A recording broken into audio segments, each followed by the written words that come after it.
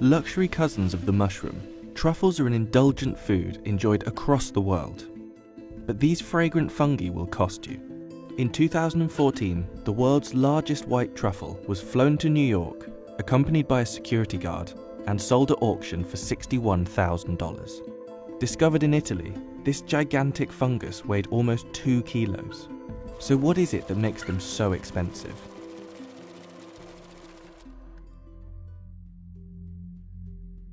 There are a lot of types of truffle.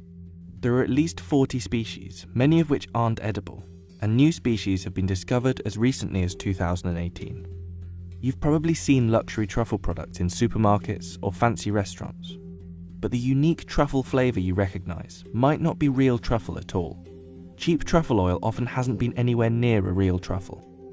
Many cheaper truffle products use 2,4-dithiopentane, a synthesized compound containing one of the main aromatic components of foot odour, guaranteed to give it that earthy taste. Real truffles are seasonal and pricey, with a short shelf life. They were originally sniffed out using truffle pigs, but while pigs are very good at finding truffles, they're also very good at eating them too. And these days, dogs are much more common truffle hunting companions. These fungi can be found across the world, but they all require a very specific climate to grow. While different varieties may have somewhat different requirements, one thing is certain: you can't have truffles without trees. Truffles are always found with trees, and they have to be the right type of trees. Under the ground, the truffle is just a fruiting body, so in equivalent of an apple. And we've also got a lot of then what we call the mycelium, microscopic level threads, up to 100 metres in a teaspoon of soil. And this mycelium is actually attached to the roots of a tree, like the fingers on a glove onto a hand. And it sort of extends the reach of the tree out, and it actually takes up water and nutrients and passes them through the tree, and the tree gives it sugars in return, so to help the truffles, the fruit, develop. Even when you have exactly the right conditions, truffles aren't guaranteed, and hunting them is a labour-intensive process. Once you know where to look, you have to sniff out and dig up each truffle by hand, and they can be tricky to find. Good boy, thank you, good boy, come. So he's told us it's there, it's still in the ground, so do I want to take it out of the ground or not? It all depends on if it's ripe. If it's unripe, there's no point in having it. So the nose comes into play, and we actually sniff the ground for it.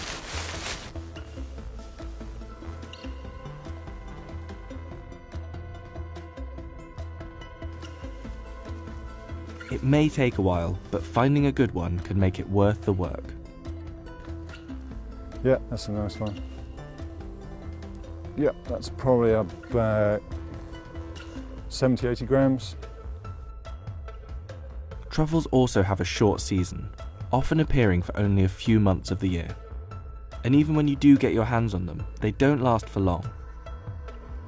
An unripe truffle, unlike a tomato, which you could cut from the vine and ripen on your windowsill, once a truffle is out of the ground, the clock is ticking, it's just sort of slowly going to degrade over time.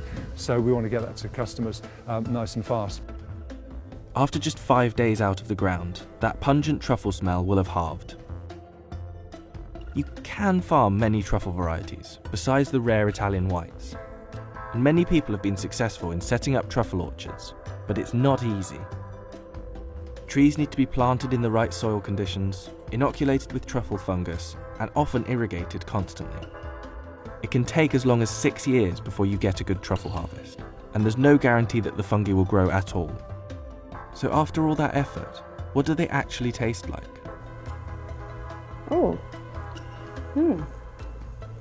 The smell just made me think it was going to be really strong. The flavour's actually quite subtle. There's a nuttiness there, there's like an earthy flavour there. It's actually quite light and fragrant. It tastes a lot nicer than it smells. It smells like damp socks. That's good. I mean, this is the first time I actually eat a truffle by itself. You know, it's a bit like mushroom, but it's more of a meaty bite. These days, farming has taken over as our primary source of truffles, and today 70% of the world's truffles are cultivated. Through the loss of woodland and climate change, the number of wild truffles has decreased significantly. Since the 19th century, production in France has fallen from over 1,000 tonnes a season to just 30 tonnes, and climate change could mean that truffles will disappear altogether in the future. The weather conditions are so important, not just immediately over the whole season. We're getting much lower numbers and much lower average size. A truffle is something like 70% water, so it needs rainfall to help it grow. Some UK truffle scientists are thinking that your traditional areas, the climate is going to move further north, and they're not going to have a truffle industry within, I think, perhaps 50 years. There's threats, there's opportunities, but rain, we do need rain. When we get a dry summer, the holidaymakers and that are delighted, but I keep crossing my fingers for a bit of rain every now and again.